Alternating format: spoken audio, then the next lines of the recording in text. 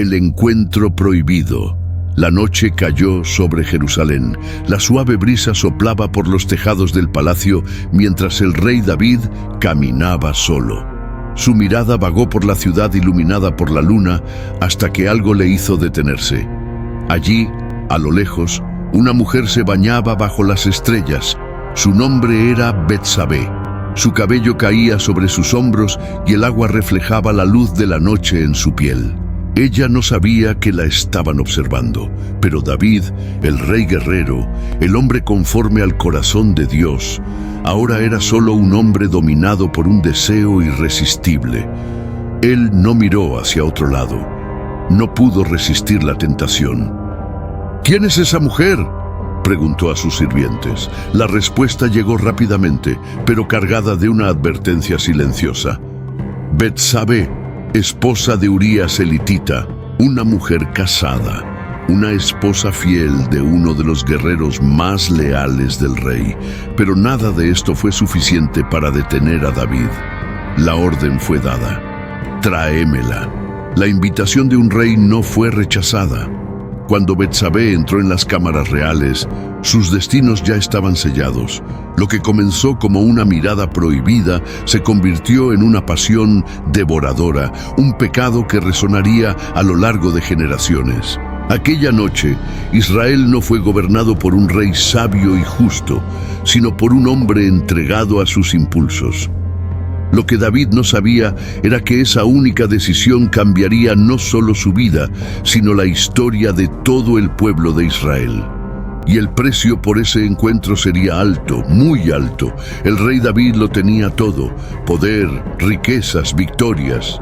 Pero él quería más. Y ese deseo lo llevó a traicionar a uno de los hombres más leales de su ejército.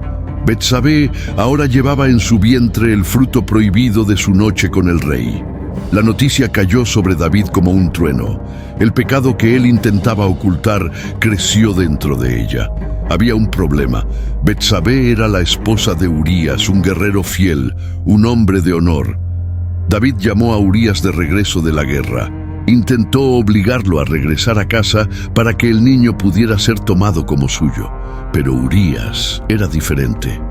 Durmió en el suelo del palacio, negándose a disfrutar de la comodidad mientras sus camaradas estaban en el campo de batalla. El plan de David había fracasado. Urías no cayó en la trampa.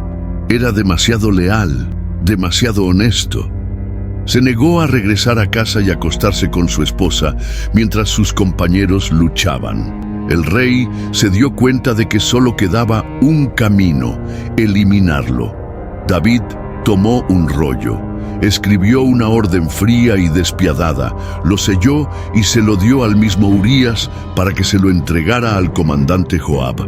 El soldado leal, sin saberlo, llevaba consigo su propia sentencia. La orden fue clara: poned a Urías en la primera línea, en el lugar más peligroso de la batalla, y retrocede. Déjalo solo. El plan se ejecutó. La guerra continuó. Las espadas chocaron, los gritos resonaron y Urías cayó. La noticia llegó a palacio. David suspiró aliviado. Ahora podría tomar a Betsabé como su esposa y ocultar su pecado. Pero los ojos de Dios estaban sobre él. El palacio quedó en silencio cuando entró el profeta Natán. Sus ojos llevaban el peso de un mensaje divino, y ante él estaba el rey David, el hombre conforme al corazón de Dios, pero también un hombre manchado por el pecado. Natán se acercó y le contó una historia. Había dos hombres en una ciudad. Uno era rico y poseía muchos rebaños. La otra era pobre y tenía solo una oveja, a la que amaba como a una hija. Un día, un viajero llegó a la casa del hombre rico, pero en lugar de tomar una de sus propias ovejas para alimentar al visitante, tomó la única oveja del pobre y la sacrificó. David estaba furioso. Se levantó del trono con furia en sus ojos. «Este hombre merece morir. Pagará 4 veces más por esta injusticia». El silencio se hizo insoportable. Entonces Natán señaló al rey y dijo: «Ese hombre eres tú. La verdad cayó sobre David como un golpe fatal. Había tomado la mujer de Urías, tal como el hombre rico robó las ovejas del hombre pobre. Y lo que es peor, hizo que Urías pagara con su propia vida. La espada nunca se apartará de tu casa, dijo Natán. El mal surgirá desde dentro de tu propia familia. Tu pecado será expuesto delante de todos. David sintió el peso del juicio divino. Su trono quedó manchado. Tu casa, condenada a sufrir las consecuencias de tu error. Cayó de rodillas clamando por misericordia. Pero el precio del pecado siempre llega, y la amarga cosecha apenas comenzaba. El palacio quedó sumido en el silencio. Los gritos apagados de Betsabé resonaron por los pasillos.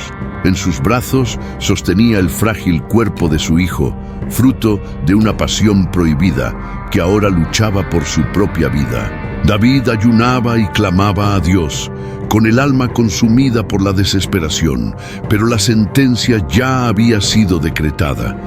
El profeta Natán había hablado. El pecado del rey no quedaría impune.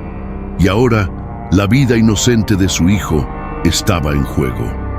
Betsabé no pudo aceptarlo. Ella ya había perdido a un marido. ¿Ahora perdería a un hijo? Sus ojos estaban rojos de llorar. Sus frágiles manos acariciaban la cálida piel del bebé, tratando de sostenerlo entre la vida y la muerte. Pero el tiempo fue cruel. Al séptimo día cesó la respiración. El lamento de la madre recorrió el palacio como una espada invisible. El rey permaneció en silencio. Cuando recibió la noticia, simplemente se levantó, se lavó la cara y entró al templo para adorar a Dios. ¿Por qué?, preguntaron los sirvientes, y David respondió con voz entrecortada: Mientras vivía, yo ayunaba y lloraba, porque quién sabe si el Señor tendrá misericordia, pero ahora que está muerto, ¿qué sentido tiene ayunar? ¿Puedo traerlo de vuelta? Un día iré a él, pero él no volverá a mí. El dolor aún se cernía sobre el palacio. El duelo de Betsabé fue silencioso y profundo.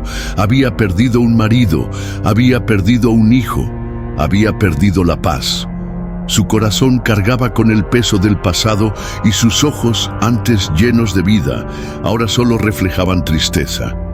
Pero Dios no terminó su historia.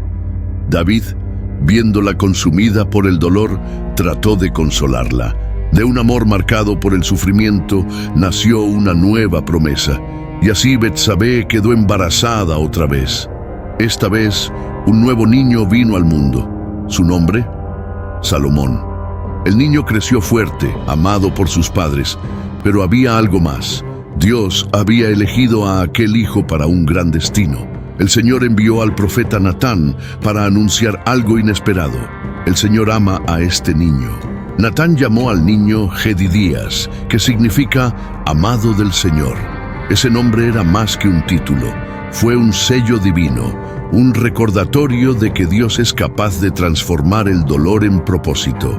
Años más tarde, Salomón no solo heredaría el trono de David, sino que se convertiría en el rey más sabio y próspero de la historia de Israel. La mujer que una vez lloró por pérdidas irreparables, ahora vio a su hijo coronado por la voluntad de Dios. Betsabé vivió para ver que incluso en medio del pecado y la tragedia, la gracia de Dios todavía escribe nuevas historias. El rey David estaba envejeciendo. Su cuerpo ya no tenía la fuerza que había tenido en la guerra, y el trono de Israel pronto necesitaría un sucesor. Pero en el palacio, en los pasillos, se rumoreaban conspiraciones. Adonías, uno de los hijos mayores del rey David, creía que el reino le pertenecía por derecho propio. Sin esperar la decisión de David, este se coronó rey. El pueblo comenzó a seguirlo, y pronto su nombre resonó como el próximo gobernante. Pero había un problema. Dios había elegido a Salomón. Betsabé sabía que el futuro del reino y de su hijo estaban amenazados. Ella no pudo guardar silencio. Con determinación entró en la presencia del rey. David, que yacía en sus últimos días, escuchó sus urgentes palabras. «Señor mío, ¿no prometiste que Salomón reinaría después de ti? Poco después, entró el profeta Natán, confirmando la traición de Adonías. David no podía permitir que su promesa se rompiera, y entonces, delante del pueblo, el rey dio la orden: Salomón será rey en mi lugar. El golpe de Adonías fue aplastado. Salomón fue coronado y Betsabé se convirtió en la reina madre, la mujer más poderosa del reino. Ahora su hijo estaba sentado en el trono de Israel y su posición aseguraba que el linaje prometido por Dios continuaría. Detrás de escena de la historia, Betsabé no era solo una espectadora. Ella fue pieza fundamental en el cumplimiento del plan divino. Pasó el tiempo y ahora Salomón gobernaba Israel con sabiduría y poder. Betsabé ya no era solo la esposa del rey, sino la reina madre, la mujer más influyente del reino. Su hijo gobernó con justicia, pero no todos estaban contentos con ello.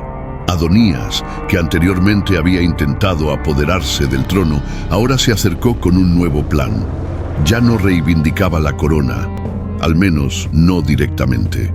Esta vez, su estrategia fue sutil, casi inocente. Buscó a Betsabé y le hizo una petición aparentemente sencilla: pedirle al rey Salomón que me conceda a Abisag, la joven que cuidó de David en sus últimos días, como esposa. Betsabé vaciló. La petición parecía inofensiva, pero había algo oculto. En la tradición real, tomar una mujer que había pertenecido al rey anterior era una forma de reclamar el trono. Aún así, decidió interceder. Después de todo, era su última aparición en la historia y su papel no había terminado. Ella entró en la cámara del rey Salomón. Tan pronto como entró en el salón real, ocurrió algo notable. Salomón se levantó y ordenó que trajeran un trono para su madre. La honró delante de todos. Entonces ella hizo la petición a Adonías. El semblante de Salomón cambió. Él se dio cuenta de la verdadera intención de su hermano y sin dudarlo decretó: Adonías pagará con su vida. Así, con una sola decisión, el joven rey eliminó su última amenaza. ¿Y Betsabé? Su papel en la historia estaba completo. Como madre, esposa y reina, vio a su hijo consolidar el trono que ella misma ayudó a conseguir.